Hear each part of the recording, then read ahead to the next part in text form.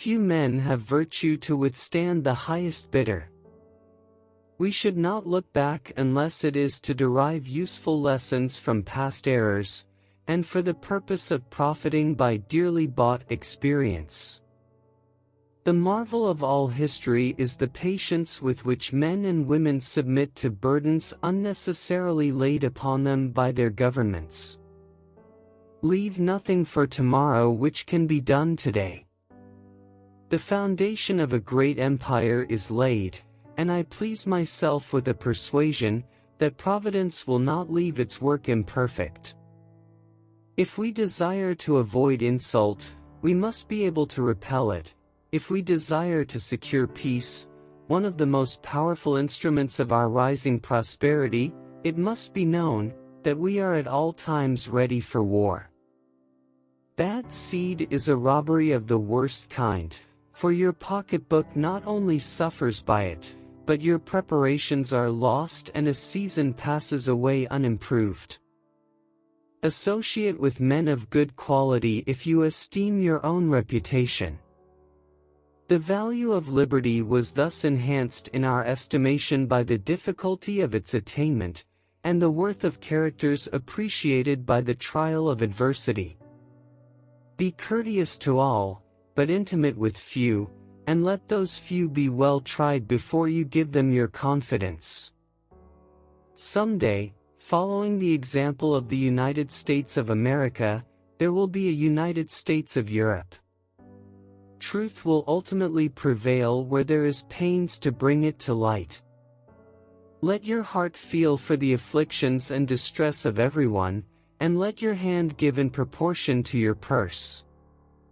My observation is that whenever one person is found adequate to the discharge of a duty, it is worse executed by two persons, and scarcely done at all if three or more are employed therein. Liberty, when it begins to take root, is a plant of rapid growth. If freedom of speech is taken away, then dumb and silent we may be led, like sheep to the slaughter. To contract new debts is not the way to pay old ones. I know of no pursuit in which more real and important services can be rendered to any country than by improving its agriculture, its breed of useful animals, and other branches of a husbandman's cares. Overgrown military establishments are under any form of government inauspicious to liberty, and are to be regarded as particularly hostile to republican liberty. Let your discourse with men of business be short and comprehensive. The foundation of a great empire is laid, and I please myself with a persuasion that Providence will not leave its work imperfect. Labor to keep alive in your breast that little spark of celestial fire, called conscience. Gentlemen, you will permit me to put on my spectacles, for I have grown not only gray but almost blind in the service of my country. The time is near at hand which must determine whether Americans are to be free men or slaves. Adhere to your purpose and you will soon feel as well as you ever did. On the contrary, if you falter, and give up, you will lose the power of keeping any resolution, and will regret it all your life.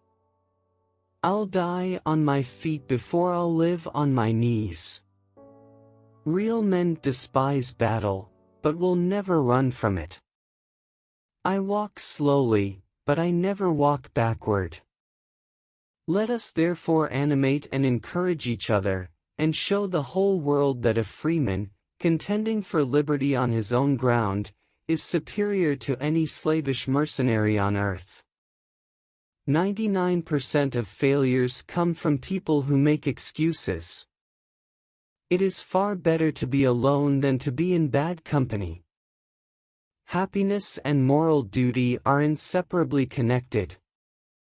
It is better to offer no excuse than a bad one. Observe good faith and justice toward all nations. Cultivate peace and harmony with all. The harder the conflict, the greater the triumph. Let us raise a standard to which the wise and honest can repair. The rest is in the hands of God.